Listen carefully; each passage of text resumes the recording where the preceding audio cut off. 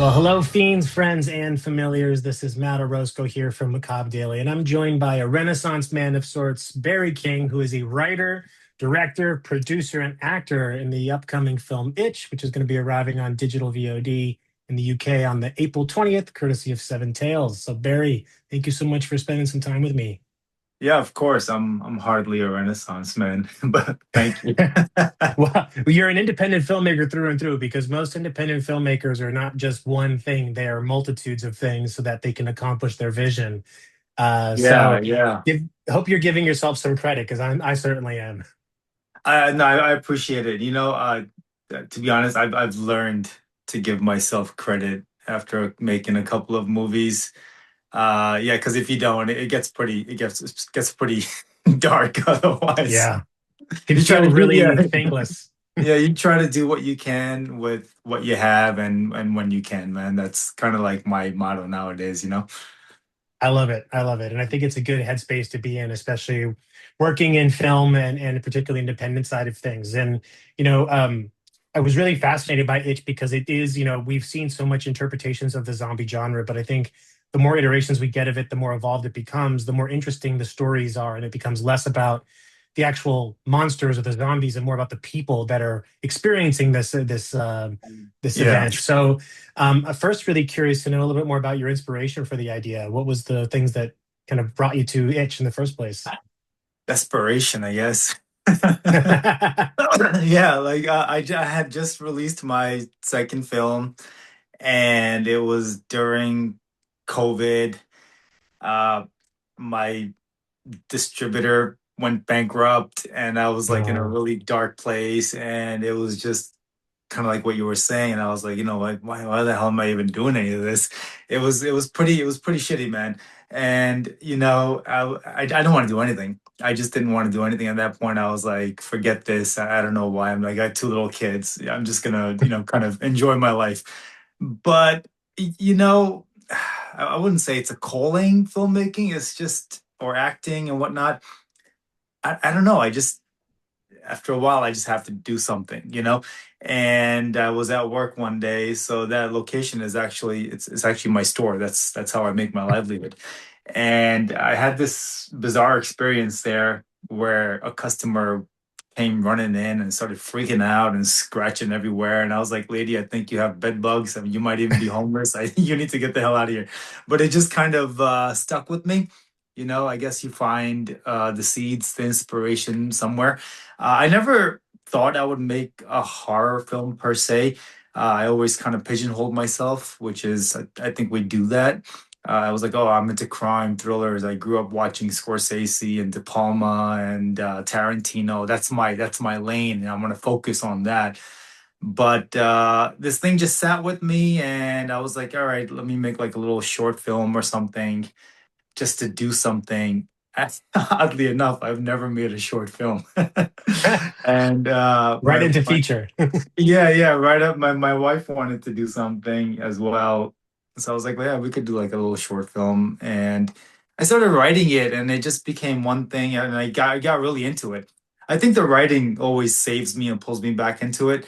Because you don't need anybody's permission or anybody to do it. You just sit down and you don't even need a pen anymore. You just sit down, you just start, and you just see where it goes, and it just kept building and building, and then it became this weird uh, study of my own insecurities as a man and as a father. And I was like, I really like this. This is my therapy right here. Uh, you know. So and yeah, it got to a place where I was like, I think I want to make this movie, and I just decided to do this for myself. Really, I didn't think anything of it going in, and it just started attracting good people along the way. And I was like, okay, I think we have something here. I never set out to make a horror film. I never set out to make a zombie film. It just, oddly enough, I had never watched Night of the Living Dead. Have you And seen then it after, since? yeah, yeah, after I wrote the screenplay, and I was like, I have a couple of people I share my stuff with, and they were like, "Oh, this is like this is like that." And I said, "Okay, I gotta be careful now because I'm gonna go watch these movies. I don't want to start. kind of riffing off of them. But then I went back and I'm like, oh wow, the stories never really change, right? The stories Right. have been the same from day one. And it's just how they're told and what the meaning is we give them. And of course, my own experiences kind of came in there. I tend to explore similar themes in everything I do. I just kind of gravitate towards it. And so that's how it came about. And so it was a weird time because it was COVID and everything was still happening.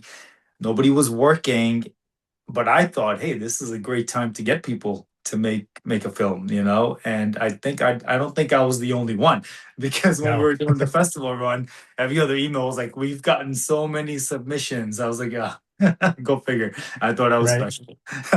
So that's kind of how it came about, and I'm really glad it did because it kind of pulled me back in, and I'm really glad I kind of saw it through. Barry, you've given me so much to think about right now because one, like on the front of like I think everyone I've talked to, for the most part, their livelihood is not in movie making. It's what they Oh want to no. do. It's their passion, right? But same with me. Like I work a full-time job just to be able to do the things that Macabre Daily does, and so I Yeah. think we're always kind of finding ways to fit our passions into like our professional lives. And as someone who lived in New York for a few years, I immediately was like, this feels the most like this every time people try and make a film about New York, it often feels like someone's looking at New York through like a viewfinder. It's like this is almost like the like what people think New York is. And in your film, I think what stood out most is one, like I kind of was like, this looks like a bodega of some sort, but then I saw how big it was, and this has got to be a big store somewhere. Like this is either in the boroughs, this can't be in Manhattan Yeah. somewhere. And Yeah. then I was thinking like the people you have in this so much speak to, I think, the evolution of where kind of the zombie film has kind of come. And I think Right. it's fascinating that you hadn't seen films like Nothing to Dead because there's a shared DNA here that isn't about so much that you're riffing up from them, but actually you're more interpreting their spirits in a new way, like focusing more on Yeah. the immigrant experience, and kind of fatherhood and how, people are. I think the characters in this are far more interesting than the creatures, right? Is that they're Right. complex, Right. they're deep, they have nuance. And I was curious to know about your like kind of that transition from Scrapper and Lucky into horror, and it's just so interesting. You kind of alluded to that it wasn't intentional. At what Uh, point did you like kind of think about, okay, I know this is going to be horror? uh, yeah. So the reason I said, okay, I need to lean more into horror was purely more of I don't want to say marketing, but it was so my last film, The Scrapper, it was a fantastic film. I'm really proud of that film, but it got lost in the sea of thrillers, Hmm. and uh, and I was like, man, I think I just made a great film, and it's like a blip, you know. And I'm not doing this for my own sake. I want people to see this stuff, and it's just so hard to break through and through all the noise, and especially in certain genres. Thrillers, not so much, but like good luck making a drama or a comedy, right? Without a Right. star. But even thrillers, like if you don't have some kind of pull, a name director, or name actor, or something, it's really hard to kind of break through, or this has been my experience anyways. And then I keep hearing that the horror community is really really tight and this and that, and I was like, let me see what's there, because I need all the help I can get here. And this will be kind of like my interpretation of a horror film. Like you said, there's not really creatures in there. There's a virus, there's some undead aspects to it, but the real horror is, we see it all the time. I'm far more interested in that. But I knew I needed the horror elements to kind of, so people aren't disappointed either, right? Like Yeah. for example, like is Green Room, is that a horror movie? I don't know, but it could be. It could be a horror. It could be a thriller. It could be a bunch of stuff. Uh, so I knew I would need certain aspects, tropes, whatever you want to call it, to kind of satisfy that audience as well. I didn't want to just. So yeah, I wish I had done more. I wish I had leaned more into those elements now in hindsight, but you never know. because I didn't know what was gonna work, what wasn't gonna work, and in the Right. end, simplest stuff worked so much, and the complicated stuff didn't work. And I wish I had leaned way more into like those body horror set pieces. And I thought I was doing too much. I was like, oh, I can't be repetitive here. What should I do? Have someone put their hand in a blender, and stuff like that. So that's the thing. I think horror gets a bad rap because I think some people are not sincere when they're doing it. Maybe they're doing it for its own sake. It's like, all right, how can we get a reaction? Right. And that, yeah, maybe you'll get a wince and a but it doesn't linger. It doesn't affect the way some of the more horrific stuff does, especially when you're dealing with like the human aspects, and it's not just a creature feature or like heavy sci-fi or like heavy slasher film. So I was like, okay, I'm gonna have to build these characters up, and then when something terrible happens, I think people might really dig it and be like, oh no, and that's always tricky because uh yeah, but it's tricky, but I think that was the the experience I brought to it from coming from like the drama thriller side is like the character stuff is I'm really interested in how people kind of think. I've always been interested in that. And I think that helped in this, that I didn't try to force it to be a horror film. And so for better or worse, it ended up the way it is. In hindsight, yeah, I would have done a bunch of stuff different. But hey, man, who who has hindsight? Nobody.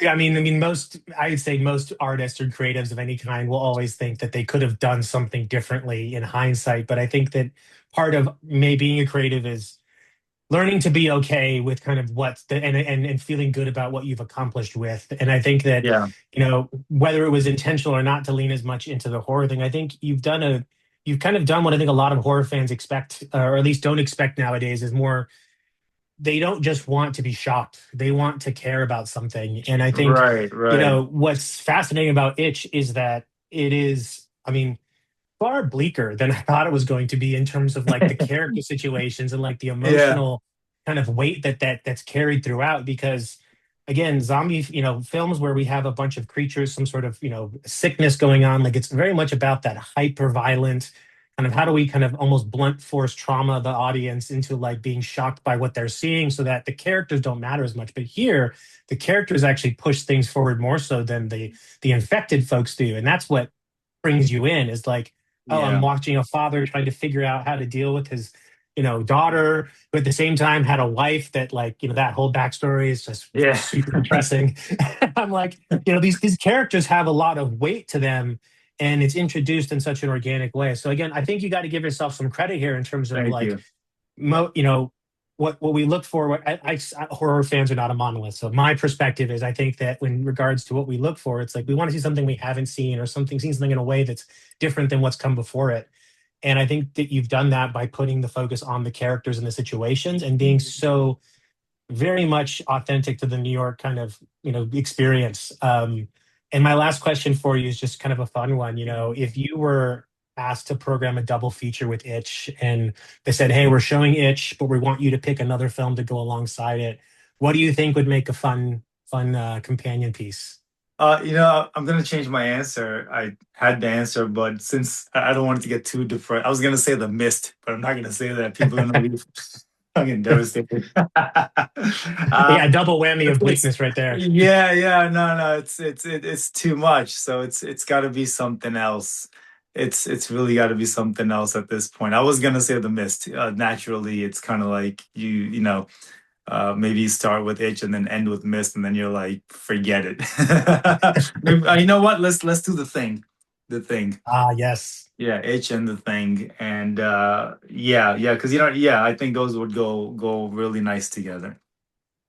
I think that's a great pairing. And I think even like if you were to look outside genre, like one of the things that this film has a propulsion to it very similar to movies like Running Scared, where the kind of one bad night and kind of how that translates into kind of a series Yeah, of awful things happening. So it's got that kind of element to it, which I think is, again, part of what is so impressive about this is not just that it's an independent film kind of shot in New York, but also that it finds ways to kind of keep itself entertaining without relying entirely on shock and awe. So Barry, I'm so grateful that you took the time to speak with me today about this. And I just want to remind everyone that Itch is going to be available on VOD on the 20th, which is this coming Monday. And again, please go out and support Itch, support Barry's work, so we can keep making films, and hopefully you get a chance to come back and do more horror if Yeah, the mood yeah, yeah. strikes. No, absolutely. Look, I'm not waiting for chances or anybody to come, and it's like I said, I just do what I can when I can with whatever I got, for better or worse, and it ends up being what it is, you know? It's amazing. Well, thank you so much, Barry. Again, appreciate the time, and looking forward to whatever next you put out, whether it's horror or otherwise. Thank you. Thank you. I appreciate it very much. Thank you for the kind words, and I hope your audience digs the film as much as half as much as you you did. Thank you. Thanks, Barry.